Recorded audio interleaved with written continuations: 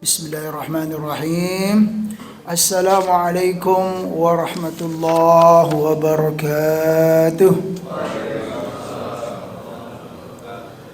Alhamdulillahi rabbil alamin. Nahmadullaha ala ni'amihi bi jami'i mahamidih wa nuthni alayhi bi alaihi fi badi'il amri wa a'idih wa nashkuruhu ala wafiri ata'ihi wa rafidih ونعترف بلطفه في مصادر التوفيق وموارده وأشهد أن لا إله إلا الله وحده لا شريك له وأشهد أن محمدا عبده ورسوله لا نبي بعد اللهم صل وسلم وبارك على سيدنا محمد وعلى آله وصحبه أجمعين أما بعد فقال الله تعالى في القرآن الكريم أعوذ بالله من الشيطان الرجيم يؤتي الحكمة من يشاء ومن يؤت الحكمة فقد أوتي خيرا كثيرا وما يذكر إلا أولو الألباب صدق الله العظيم. Kaum muslimin jamaah salat subuh Masjid Jabal Rahmah rahimakumullah, para ustadz, para kiai, para orang tua kami semua yang hadir di majelis ini, semoga kita selalu diberkahi dan diridhai oleh Allah Subhanahu wa taala. Amin. Bagi yang sedang sakit, semoga diberi kesembuhan oleh Allah Subhanahu wa taala. Bagi yang sedang ada masalah, semoga diberi jalan keluar dan kemudahan oleh Allah Subhanahu wa taala. Amin. Allahumma amin. Mari kita meningkatkan ketakwaan dan rasa syukur kehadiran Allah Subhanahu wa taala atas nikmat-nikmat yang diberikannya kepada kita, kepada kedua orang tua kita dan kepada seluruh hamba yang kita sayangi dalam hidup ini. Salawat dan salam semoga selalu disampaikan oleh Allah kepada baginda Nabi Muhammad sallallahu alaihi wasallam. Allahumma salli wa sallim wa barik ala nabiyyina Muhammad wa ala alihi wa sahbihi ajma'in. Alhamdulillah, hari ini dengan izin Allah Subhanahu wa taala kita bisa bertemu kembali untuk melanjutkan kajian kita, yaitu pembacaan kitab Riyadhus Shalihin min kalami Sayyidil Mursalin sallallahu alaihi wasallam. Masih dalam bab an-nasihatu, ya, bab tentang nasihat. Ya, seingat saya ini, ya, jamaah sekalian, ya, di pertemuan yang lalu saya minta izin, ya, berapa kali pertemuan nggak hadir salimnya 2 kali ya kayaknya, 2 kali ya Pak ya. Ya, karena memang ya mungkin jamaah sudah tahu ya, ya pulang kampung mudik gitu. Iya Pak. Mudik ya mungkin itulah saya izin menyampaikan, ya mungkin kalau untuk kasih oleh-oleh korma di sini, korma sudah banyak gitu kan. Ya paling kita itulah sedikit istilahnya Ustaz, ya sedikit ya catatan lah gitu perjalanan, atau sedikit ya oleh-oleh pengalaman gitu ya. Jamaah sekalian, sebelum kita melanjutkan ini gitu. Ya, saya juga selain untuk bersilaturahmi kepada keluarga, ya pengen juga gitu kan memanfaatkan keberadaan kita di sana, ya berjumpa dengan para ulama gitu Pak ya. Ya bersilaturahmi, kemudian ya bertanya, kemudian berbincang-bincang tentang keislaman, bahkan minta nasihat juga gitu. Alhamdulillah.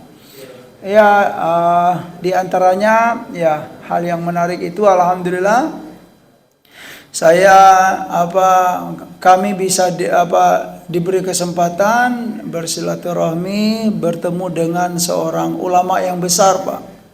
Beliau itu bernama Syekh Ammar Tholibi. Ammar Tholibi yang masih hidup sekarang ya. Beliau itu termasuk murid terdekat dan murid terbaik dari seorang pemikir Islam berasal dari Aljazair, yang mana pemikir tersebut bernama Malik bin Nabi namanya. Boleh dicek Pak, itu terkenal sekali dalam dunia Islam. para cendekiawan muslim itu sangat mengenal beliau. Mungkin kalau di dalam dunia yang umum ya, awam itu tidak terlalu dikenal, tapi kalau dalam dunia cendekiawan, para ulama Islam, pemikir Islam itu terkenal ya. Siapa namanya Bapak Ibu? Malik bin Nabi, ya boleh dicek. Nah, beliau itu memang sudah lama meninggal, sekitar tahun 70-an meninggalnya. Nah, sekarang muridnya masih ada. Di antara muridnya itu yang paling terkenal siapa? Syekh atau profesor doktor lah, kalau gelar istilahnya akademiknya gitu. Tapi kita panggil Syekh aja, Ammar Talibi. Beliau sudah berumur 95 tahun sekarang, Pak. Masih segar. Alhamdulillah saya bisa itu ditunggu di rumahnya, kemudian Masya Allah disambut. Ya bahkan ya terakhir ya dikasih ijazah gitu Bapak Ibu. Ijazah keilmuan. Jadi dituliskannya gitu kan. Nama saya Azmi, saya kasih ijazah khusus dan umum. Semua riwayat hadis yang saya sampaikan, semua muallafati wa tahqiqati kata beliau. Jadi beliau beri istilahnya ijazah itu apa ya kalau bahasa kitanya, Pak?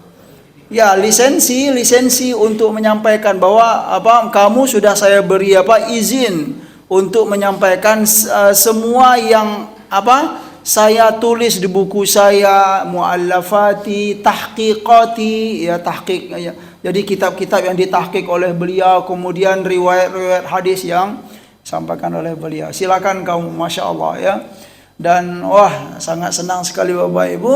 Nah, ya hal yang menarik gitu kan. Dan ketika saya minta nasihat kepada beliau itu ada dua. Yang penting mungkin ini baik untuk kita itu juga Bapak Ibu ya. Apa istilahnya? Yang pertama kata beliau itu ya, usahakanlah gitu kan, dan jagalah keistimewaan ini, baca Al-Quran baik sebelum subuh maupun setelah subuh, sekalipun sedikit saja. Itu nasihat yang beliau berikan kepada saya gitu kan. Nah, dan itu memang kita duduk berdua aja Pak di ruangan beliau gitu kan, khusus duduk beliau berbincang-bincang lama lah gitu kan. Masya Allah sekitar 1 jaman gitu kan berbincang-bincang sama beliau. Jadi ketika saya minta ya nasihat, nah ternyata nasihat itu yang pertama Bapak Ibu ya, Iqra'il Quran ya qablal fajar au ba'dal fajar wa in kanat qalilan hakada, sekalipun sedikit saja. Dan wadawim alaih gitu kan, dan istilahnya dawam gitu. Dawim itu ya istiqomah lah, coba gitu. Kalau memang tidak sibuk, tapi jagalah, itu yang pertama. Yang kedua ya, iqra katsiran waktub katsiran kata beliau. Wah, ini memang menarik sekali Pak ya. Pesan beliau ya terutama kepada saya pribadi lah gitu. Mungkin beliau melihat kami gitu kan sebagai mudaris gitu kan ya, kita sebagai dosen atau apalah. Pesan beliau itu banyak-banyak membaca, banyak-banyak menulis. Itu aja Pak. Banyak-banyak membaca dan banyak-banyak menulis. Baik ya Syekh kata saya gitu kan. Ya mohon doanya semoga kita kami diberi kekuatan oleh Allah Subhanahu wa taala. Karena beliau berpesan begitu ya, karena memang karya tulis beliau sangat-sangat banyak sekali Bapak Ibu. Dan hal yang menarik ya, beliau itu punya ringkasan tafsir. Ada tafsir yang paling terkenal Bapak Ibu di era modern. Ya, yang mana tafsir itu dikarang oleh ulama Tunisia. Ya, ulama Tunisia, dan tafsir beliau itu diakui dan dikagumi oleh seluruh ulama ya dunia Islam, baik di Saudi, di Mekah, di Madinah, mengagumi tafsir tersebut. Ya, siapa nama beliau? Ya, Syekh Ibnu Ashur ya. Boleh dicek nanti Ibnu Ashur ya. At-Tahrir wa Tanwir ya, kitab tafsir beliau itu ya, setebal ini. Nah, Syekh Ammar ya At-Talibi itu bikin ringkasannya. Nah, ringkasannya sekitar berapa jilid? 6 jilid gitu kalau nggak salah ya. Nah, bisa beliau ya, guna beliau bikin ringkasan itu ya, semoga istilahnya bisa memudahkan gitu kan para kaum muslimin untuk mengambil manfaat dari tafsirnya Syekh Ibnu Ashur yang sangat tebal sekali tersebut. Itu beliau punya ringkasannya dengan tulisan sendiri, Masya Allah. Ya semoga lah gitu kan, saya karena sudah diberi ijazah langsung gitu kan, langsung. Semulanya Bapak Ibu saya minta ijazah kepada beliau itu ijazah yang umum saja, amatan. Ya, amatan Syekh katanya. Terus kata beliau, la amatan wa khassatan. Maka katanya, Masya Allah gitu ya. Aku kasih kamu bukan ijazah yang umum, khusus juga gitu kata beliau. Ya dituliskannya Pak dalam buku. Alhamdulillah saya simpan di selembar di selembar kertas ditulis beliau. Alhamdulillah saya bawa sampai sekarang. Ya semoga motivasi bagi kita gitu kan. Begitu ya memang bertemu dengan orang alim yang soleh itu beda rasanya Pak ya. Doa beliau, pesan-pesan mereka itu ya, karena memang mereka hidup, mereka berjuang itu memang memang tulus kalau kita melihat lillahi taala, bukan karena apa-apa. Nah, terus beliau juga ya berbincang-bincang menyampaikan kepada saya di antara sumber dari kerusakan ya di zaman sekarang ya, di zaman penuh fitnah ini. Nah, di antaranya itu adalah hubur riasa. Hubur riasa itu ya cinta untuk senang sekali untuk menjadi jadi pemimpin. Nah, itu hati-hati memang, karena memang di antara pesan para ulama di banyak ya dalam sejarah gitu kan. Ya kita dianjurkan jangan terlalu cinta untuk menjadi Bapak Ibu ya menjadi pimpinan-pimpinan ya. Karena ya mungkin itulah ya, kalau memang kita enggak punya kompeten istilahnya Pak ya. Kalau enggak punya keahlian, kalau enggak layak untuk duduk di sana, atau memang ya enggak mampu untuk memimpin gitu. Tapi memaksakan untuk jadi pemimpin itu bahaya gitu loh, bahaya. Ya, hubur riasa namanya. Hubur riasa itu ya cinta jabatan lah. Nah, itulah kalau bahasa kitanya ya Pak ya. Cinta jabatan, apalagi jabatan itu jabatan-jabatan yang penting. Ya, tanggung jawabnya besar. Nah, itulah diantara awal dari kerusakan atau fitnah seorang hamba. Ya, tidak punya kemampuan tapi memaksakan untuk untuk menjabat suatu jabatan itu tersebut. Ya. Baik jamaah sekalian, ya. Ya mungkin itu sedikit gitu kan. Ya mungkin ya secara umum ya. Secara umum ya, Aljazair itu kalau fikihnya bermadzhab apa Bapak Ibu? Maliki. Ya, Maliki. Ya perlu saya sampaikan, semua benua Afrika itu dia terkenal dengan madzhab Maliki. Semua madzhab semua negara yang ada di Afrika itu Maliki. Ya bisa dipastikan kecuali Mesir. Nah, gitu loh. Kalau Mesir itu semua madzhab ada Pak. Hebat Mesir itu. Memang diakui, mungkin kita banyak nggak tahu. Kaum muslimin banyak nggak tahu apa itu Mesir. Ya bagaimana realita Mesir itu dalam dunia keilmuan. Ternyata Mesir itu gudangnya ulama semua madhab. Ya, bisa saya berani menyampaikan, barang siapa yang ngaku bermadhab Hanafi, mau nggak mau dia harus belajar kitab-kitab ulama Mesir. Nggak bisa mengelak Pak. Siapa yang ngaku bermadhab Maliki, ya dia harus mempelajari kitab-kitab ulama Mesir. Siapa yang ngaku bermadhab apalagi Syafi'i apalagi gitu kan, kita kayak kita nih di Asia Tenggara itu ya, kita mau nggak mau harus mengkaji kitab-kitab siapa? Ulama dari Mesir. Ya karena memang kitab-kitab dalam madhab masing-masing madhab itu banyak dikarang dari siapa? Dari ulama Mesir. Yang terakhir dan terkenal yang ngaku bermadhab Hambali. Siapa yang zaman sekarang negara yang paling banyak bermadhab Hambali itu Bapak Ibu? Saudi Arabia, itu terkenal. Ya, di Saudi Arabia banyak orang yang bermadhab Hambali dan di sekitarnya. Tapi mau nggak mau dia harus mengkaji kitab-kitab ulama dari Mesir. Itu hebat Mesir, jamaah sekalian. Nah, ada sih sedikit kayak Somalia, Djibouti gitu ya, karena dia memang dekat dengan Yaman ya. Nah, jadi sedikit istilahnya ada pengaruh madhab Syafi'i di sana. Tapi secara umum sih benua ya Afrika itu memang terkenal dengan Malikinya ya. Nah, kalau sampai Mesir sudah pasti itu Libya itu Maliki, Tunisia ya, apalagi Tunis gitu kan, kemudian Aljazair, kemudian apalagi Maroko, kemudian Mauritania. Nah, kemudian ke bawahnya itu ya, itu semuanya bisa dikatakan bermadhab Maliki, jamaah sekalian yang dimuliakan oleh Allah Subhanahu wa taala. Maksudnya apa itu Pak Ustadz? Bermadhab Al-Maliki. Ya, bisa kita pastikan bahkan perundang-undangan negaranya memang banyak mengacu kepada madhab Maliki gitu loh Pak.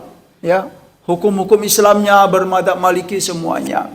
Nah, gitu dia sebagai pengetahuan bagi kita. Nah, kalau ditanya Bapak Ibu, dari 4 madhab itu ya, dalam sejarah sampai dari zaman dulu sampai sekarang, madhab yang mana yang paling banyak pengikutnya dalam dunia ini Pak? Dari yang 4 itu Pak. Syafi'ikah atau Hambalikah atau Malikiyah atau Hanafi? Ternyata yang paling banyak itu pengikutnya adalah madhab Hanafi. Hanafi itu keren. Wah, tapi kok di kita nggak ada ya Pak ya? Gitu dia. Ya. Wajar saja gitu kan. Wajar saja gitu kan. Hanafi itu pengikut yang paling banyak. Ya, kenapa ya? Karena memang ya mungkin dia yang pertama. Kemudian yang kedua itu kalau boleh kita menguatkan, kita tahu masa kejayaan ya khilafah Islamiyah terutama di masa Turki Utsmani ya Pak ya, Utsmani sampai terakhir sampai runtuh tersebut itu Utsmaniyah itu bermadhab bermadhab Hanafi. Bahkan ada kitab perundang-undangan yaitu Majallatul Ahkam Al-Adliyah namanya. Itu kitab perundang-undangan di masa Utsmaniyah itu mengacu kepada madhab Hanafi. Berapa puluh tahun atau berabad-abad itu kan mengacu kepada madhab Hanafi. Nah, jadi sangatlah wajar gitu kan madhab Hanafi itu dia banyak dipakai, kemudian bertahan sampai saat ini, kemudian dijadikan sebagai acuan oleh banyak ya para ulama. Adapun negara-negara yang pakai madhab Hanafi itu seperti apa Pak? Ya kayak semua negara Balkan ya, Rusia itu semuanya pecah-pecahannya itu, Turki juga termasuk, kemudian apalagi India, Pakistan tuh banyak itu. Ya Bangladesh itu rata-rata Hanafi semua. India berapa banyak itu kan warganya itu gitulah. Nah, dari mana kita tahu ini jamaah sekalian? Sebenarnya kalau kita di kampus seperti di Al-Azhar itu, terutama di kuliah syariah itu ada mata kuliah yang bernama Tarikh Tasyri' namanya Pak. Tarikh Tasyri'. Mata kuliah kita gitu kan, Tarikh Tasyri', sejarah syariah Islam. Nah, dalam mata kuliah itu dipelajari memang ya, diakui oleh para ulama sejarah-sejarahnya, fikih Islami itu bagaimana, madhab-madhab itu bagaimana. Di antaranya informasi tentang ini, madhab yang paling banyak, kemudian ya madhab ini dasar-dasar madhabnya begitu. Jamaah sekalian yang dimuliakan oleh Allah Subhanahu wa taala, mungkin ya segitu saja. Ya, sekedar oleh-oleh dari kami, sebenarnya sangat banyak sih. Ya, nantilah kita berbincang-bincang di pojok kopi ya, istilahnya kopi corner Masjid Jabal Rahmah. Hal-hal yang berkaitan dengan ya selain keislaman sesuai dengan istilahnya hadis atau fikih Islam. Baiklah jamaah sekalian yang dimuliakan oleh Allah Subhanahu wa taala. Saya agak ragu ini Pak, hadis tentang ini sudah atau belum ya? Bab tentang nasihat. Bismillahirrahmanirrahim. An Jabir radhiyallahu anhu Ya, an Jabir ibni Abdullah radhiyallahu anhu qala bay'atu Rasulullah sallallahu alaihi wasallam ala iqami shalah wa ita'i zakah wa nushi likulli muslim. Ini hadis, ya mungkin kita mulai dari sini saja, dari sahabat Jabir bin Abdullah radhiyallahu an, ya qala, beliau berkata bay'atu Rasulullah sallallahu alaihi wasallam, aku berbaiat kepada Nabi sallallahu alaihi wasallam, kepada Rasul. Baiat itu apa Pak? Kalau bahasa kitanya janji setia. Itulah. Ya, janji setia. Dan itu masyru', ya apa ya, disyariatkan, diperbolehkan, ya terutama kepada Rasul sudah pasti. Gitu Pak ya. Nah, terus mungkin kita pernah melihat zaman sekarang ada murid berbaiat kepada guru gitu kan. Ada enggak itu Bapak Ibu? Nah, ini mungkin perlu sedikit diperjelas gitu kan. Ya, baiat kepada guru atau kepada syekh itu mungkin biasa kita biasa kita temu dalam dunia dunia tasawuf. Ya, dunia tarekat namanya Pak, atau dunia sufi itu biasa. Ya, murid dengan mursyid katanya, dengan syekh gitu kan. Ya, secara umum ya kalau kita merujuk kepada ya apa yang dilakukan oleh para sahabat dan Rasul, ya secara umum baiat itu diperbolehkan, ya kan, disyariatkan, diperbolehkan. Nah, cuma nanti bedanya apa ya, kalau yang diperbolehkan itu berbaiat ya kepada apa Pak? Untuk taat kepada Allah dan Rasul. Ya, kalau baiatnya untuk taat kepada Allah dan Rasul, ya itu tidak ada salahnya gitu loh. Tapi kalau berbaiat ya sudah melebihi dari dua ini gitu kan, ya berbaiat kepada guru misalnya kan, tetapi ya kayak berlebih-lebihan gitu kan, sampai kalau gurunya salah, gimana Pak? Dibela gitu kan, karena aku sudah baiat katanya gitu. Wah, itu sudah sudah nggak benar lagi gitu kan. Hati-hati kita. Nah, tapi kalau masih baiat untuk taat kepada Allah dan Rasul, ya maka diperbolehkan, silakan untuk melakukan baiat tersebut. Ya, atas apa? Yang pertama, ala iqamis shalah wa ita'iz zakah, untuk mendirikan salat dan menunaikan zakat, dan yang ketiga di sini wan nushi likulli muslim, berbaiat untuk bersedia untuk memberi nasihat kepada setiap muslim. Jadi memang nasihat itu memang perkara penting dalam al-Islam, dalam agama kita. Seolah-olah tidak ada Islam kalau tidak ada nasihat Pak. Penting memang, ya. Ad-din an nasihah, ya, agama itu ya adalah nasihat. Makanya dalam kehidupan beragama kita penting untuk saling memberi nasihat, ya. Ya, tentu dalam memberi nasihat itu ya ada ya adab-adabnya, ya. Ada kelayakan, ada kondisi-kondisinya, semua kita mungkin sudah tahu tentang ini. Ya, mungkin kalau memberi nasihat ya jangan di tempat yang ramai gitu kan, atau bagaimana ya. Kemudian misalnya kira-kira secara umum Bapak Ibu, seorang murid kira-kira boleh nggak memberi nasihat kepada gurunya? Ya boleh kalau memang itu demi untuk kebenaran. Jangan sampai gitu kan guru nggak mau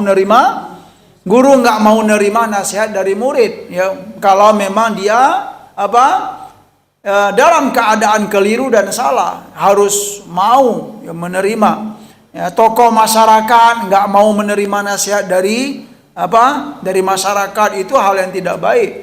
Ya, kalau memang terbukti bahwa kita itu memang sedang keliru atau salah. Jadi hal ini penting, nasihat. Nah, dan itu dimasukkan ke dalam baiat para sahabat, ya terutama sahabat Jabir bin Abdullah ini.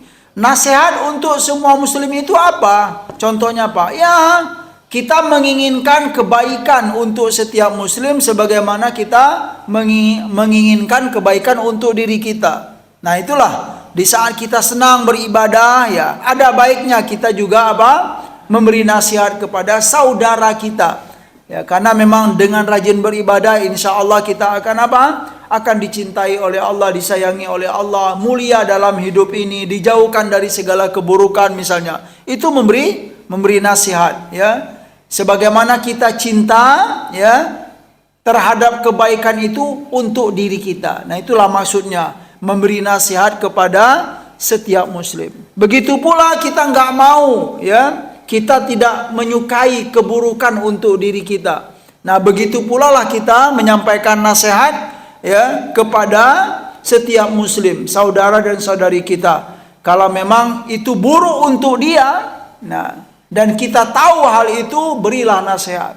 Jangan lakukan itu, ya. Hindarilah itu. Karena apa?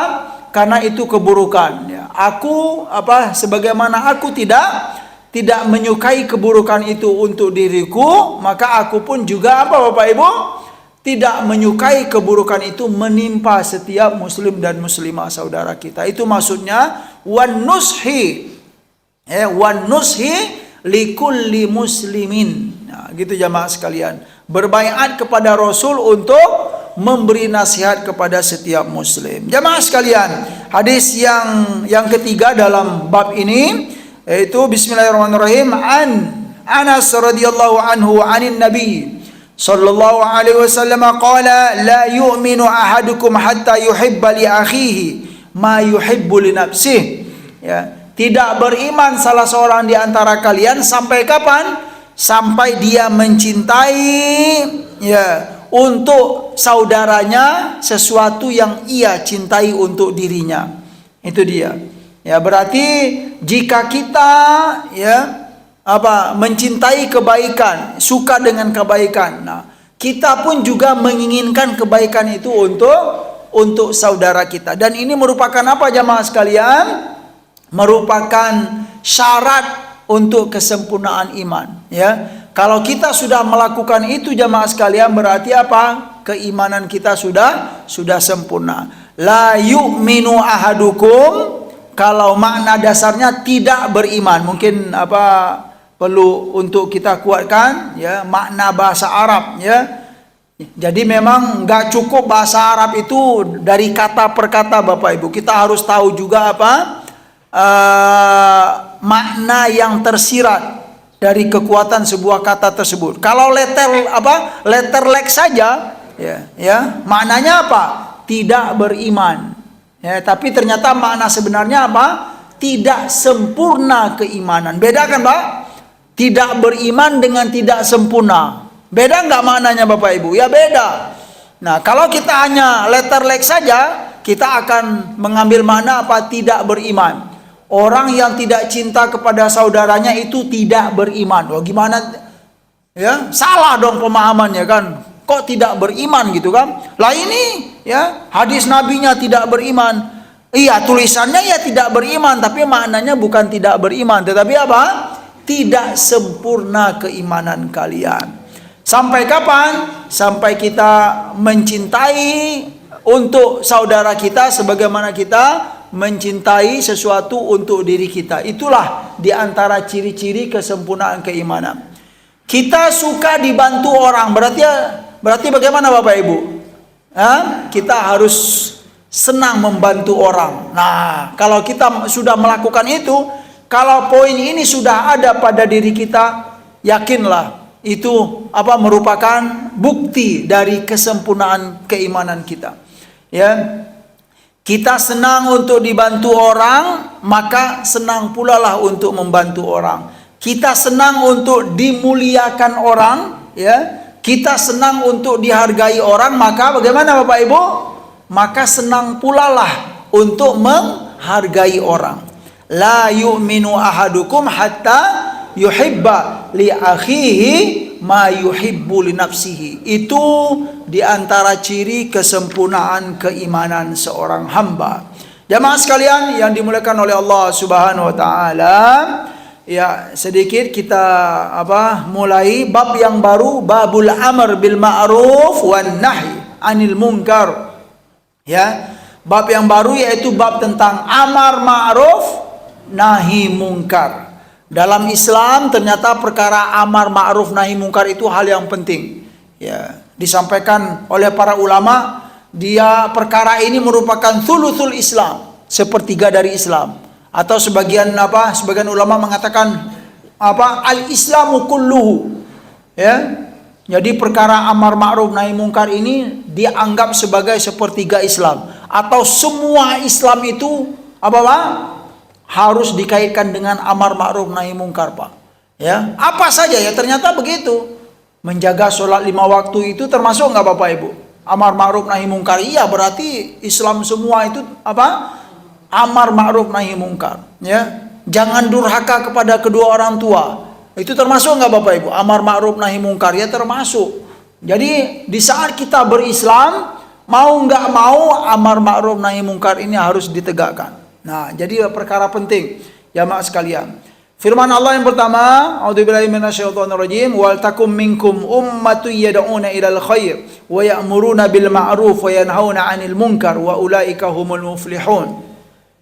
Semestinya ya, ada sebagian kalian, kata Allah Subhanahu wa taala, sebagian kalian dari umat Nabi Muhammad sallallahu alaihi wasallam, ada sebagian kelompok dari kalian itu yad'una ilal khair. Yad'una ilal khair itu komunitas atau jamaah atau kelompok yang mengajak ya kepada kebaikan. Ya, wa ya'muruna bil ma'rufi wa yanhauna 'anil munkar. Ya. Wa ya'muruna Ya'muru itu menyuruh untuk berbuat kebaikan, wa yanhauna 'anil munkar, dan mencegah dari kemungkaran. Wa ulaika humul muflihun. Jika kita melakukan itu, maka kita dijamin oleh Allah menjadi hamba yang muflihun. Muflihun itu apa Bapak Ibu? Berasal dari kata aflaha yuflihu, yang beruntung, yang berbahagia dalam hidup ini. Dia tidak rugi.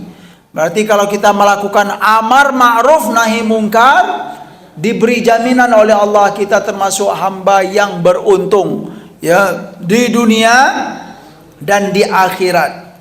Ada kata minkum di situ Bapak Ibu. Ya, dalam firman Allah itu minkum, dari sebagian kalian. Nah, karena kita melihat memang sebagian itu penting atau batas minimal.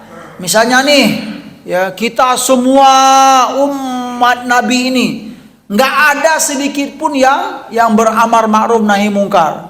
Itu nggak baik lagi Pak. Nah, kalaupun memang gitu kan, ya kebanyakan kaum muslimin sudah meninggalkan, misalnya sudah meninggalkan amar ma'ruf nahi mungkar, tapi ada sebagian kecil mereka, sebagian kecil mereka yang masih menjaga ini. Itu ya masih bersyukur kita ya, karena masih ada sebagian umat Islam yang menjaga amar ma'ruf nahi mungkar, maka itu insya Allah menjadi kunci keselamatan. Yang tidak baik itu Bapak Ibu, semua kita meninggalkan amar ma'ruf nahi mungkar. Nah, tapi yang lebih baik itu bagaimana? Semua kita ya beramar ma'ruf nahi mungkar, itu yang ideal sekali. Tapi paling tidak minimalnya bagaimana? Kalaupun tidak semua kita yang amar ma'ruf nahi mungkar, minkum. Nah, kata minkum itu pesan dari makna dari bahasa Arab ya, semestinya ya ada sebagian saja ya. Artinya apa itu? Jangan sampai semua kalian meninggalkan itu ya.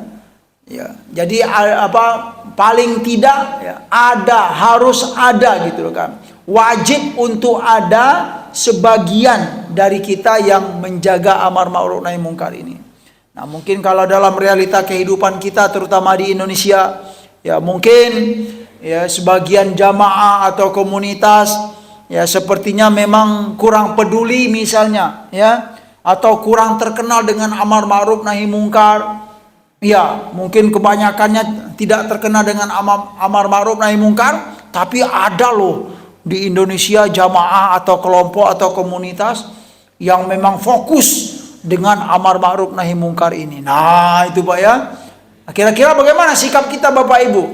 Ya, secara umum harus didukung gitu loh.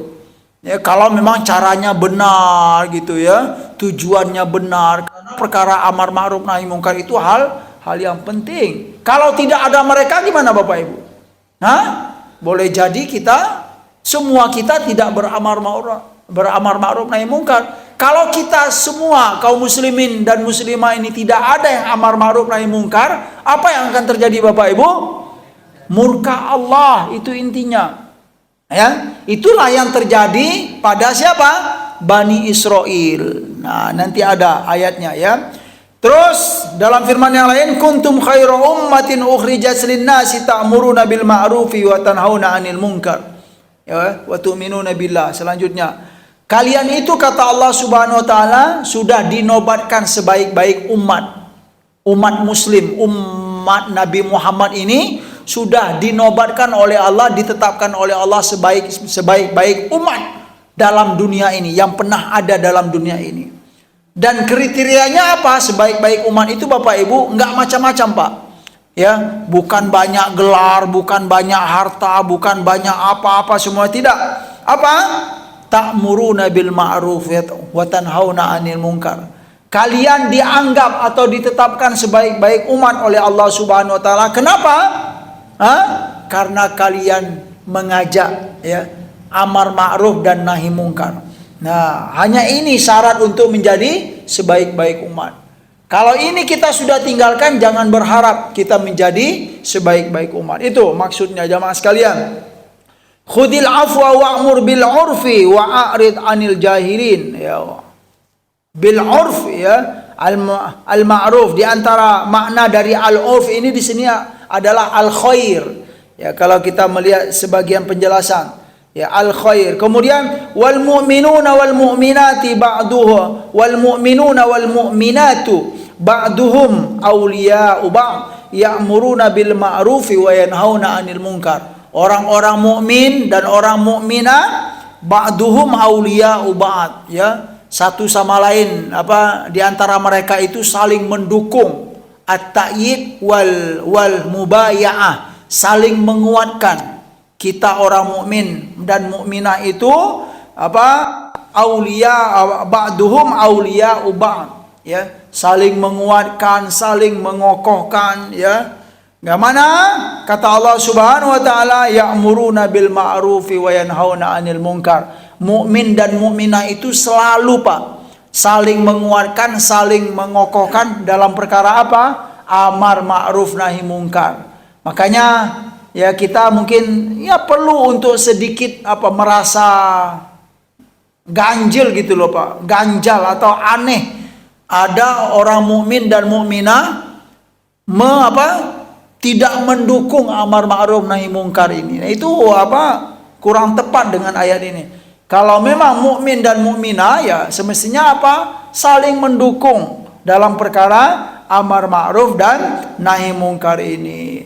Dalam surat Al-Maidah dikatakan oleh Allah Subhanahu wa taala, lu'inal ladzina kafaru min bani Israil ala lisani Dawud wa Isa bin Maryam dzalika bima asaw wa kanu ya'tadun kanu la yatanahawna am munkarin fa'alu labi'sa ma kanu yaf'alun ya. Lu'ina, telah dilaknat. Siapa yang dilaknat? Orang-orang kafir dari Bani Israel. Dari Bani Israel ada hamba-hamba yang kafir atau yang tidak beriman kepada Allah Subhanahu wa taala dan Rasul, dan mereka itu dilaknat oleh Allah Subhanahu wa taala, dan pelaknatan ini disampaikan atas lisan Nabi Daud dan Isa bin Maryam. Dzalika bima asaw wa kanu ya'tadun. Kenapa mereka dilaknat oleh Allah? Kenapa mereka dijauhkan dari rahmat Allah? Dzalika bima asaw. Mereka itu suka maksiat, wa kanu ya'tadun, dan mereka itu suka melampaui batas dalam hidup ini Bapak Ibu. Sudah dibuat batas oleh Allah, kemudian dilanggar. Itu merupakan kebiasaan dari Bani Israel. Kita kalau bisa jangan begitu. Selanjutnya, kenapa mereka dijauhkan dari rahmat Allah atau dilaknat? Kanu la yatanahawna am munkarin fa'alu. Mereka itu punya kebiasaan tidak mencegah kemungkaran yang telah dilakukan. Nah, berarti mereka punya kebiasaan apa Bapak Ibu? Kalau ada kemungkaran suka membiarkan saja. Itu kebiasaan Bani Israel. Yang karena kebiasaan itu mereka dilaknat oleh Allah Subhanahu wa taala. Udah biarin aja gitu kan. Nah, kemudian dikaitkan dengan apa lagi misalnya? Nah, itu HAM itu gitu kan, hak asasi manusia itu kan. Ya, kalau dalam Islam nggak bisa begitu, Bapak. Ya, kita harus apa? Ya, sudah ada arahan dari Rasulullah Sallallahu Alaihi Wasallam. Kemungkaran itu bagaimana? Ya kita dengarkan hadis-hadis nanti. Insya Allah di pertemuan berikut. Kanu la yatana'una 'an munkarin fa'alu labi'sa ma kanu yaf'alun. Sedikit lagi, wa qulil haqq min rabbikum faman syaa'a falyu'min wa man syaa'a falyakfur. Ya. Jadi katakanlah wahai Muhammad, kebenaran itu dari Tuhanmu, dari Allah Subhanahu wa taala. Barang siapa yang dikehendaki oleh Allah maka dia beriman, barang siapa yang dikehendaki oleh Allah maka dia akan kufur. Ini ayat perlu dijelaskan, Pak. Jadi kita beriman dan kufur itu kalau melihat zohir ayat ini itu karena apa? Karena kehendak Allah. Saya beriman karena kehendak Allah. Saya kafir pun juga karena kehendak Allah. Itu kalau zohirnya ayat. Tapi pemahaman yang benar itu apa? Kita beriman itu karena Allah Subhanahu wa taala, karena kehendak Allah. Kita tidak beriman atau memilih jalan kekafiran itu pada hakikatnya iya kehendak Allah, tetapi dengan catatan, tetapi apa? Atas keputusan kita. Gitu loh. Atas keputusan kita untuk memilih jalan kekufuran. Ya, bukan Allah yang menginginkan kekufuran kepada kita, tapi apa? Kita yang milih, kita yang memutuskan untuk memilih jalan kekufuran tersebut. Kemudian waqulil haqqu mir rabbikum. Ini penting juga Bapak Ibu. Ya, wahai Muhammad, katakanlah bahwa kebenaran itu dari Allah Subhanahu wa taala. Mungkin kita pernah mendengar Bapak Ibu, kebenaran itu relatif. Ada enggak? Ada Bapak Ibu? Kebenaran itu relatif. Nah, ini bahaya ini ya. Yang punya pemahaman kebenaran itu relatif. Tidak. Ya, dalam Al-Qur'an apa? Kebenaran itu dari Allah. Nah, berarti kita harus tahu kalau ini benar menurut Allah ya harus diikuti, jangan relatif gitu kan. Kalau relatif ya nggak ada keputusan apa-apa semuanya. Ya, orang minum misalnya kan, oh itu nggak benar itu, jangan dulu bro, itu kan apa, boleh jadi menurut dia, boleh jadi menurut dia itu boleh, itu baik. Nah itulah bahaya ya, yang punya pemahaman apa, bahwa kebenaran itu relatif. Dalam Islam kebenaran itu bukan relatif Pak, ya bukan relatif Ibu, kebenaran itu pasti, yaitu dari Allah Subhanahu wa taala dan Rasul. Nah, agar kita tahu, agar kita tidak ragu ya, belajarlah ya tentang kebenaran tersebut ya. Ya, mungkin cukup di sini dulu jamaah sekalian karena memang waktu yang sangat terbatas. Insyaallah di pertemuan berikutnya kita akan melanjutkan kajian kita ini. Semoga bermanfaat terutama bagi kami yang menyampaikan dan buat kita semua yang mendengarkan. Subhanakallahumma wa bihamdika asyhadu an la ilaha illa anta astaghfiruka wa atubu ilaik. Wa sallallahu ala nabiyyina Muhammad wa ala alihi wa sahbihi wa sallam. Wa akhiru da'wana anil hamdulillahi rabbil alamin. Wassalamu alaikum warahmatullahi wabarakatuh.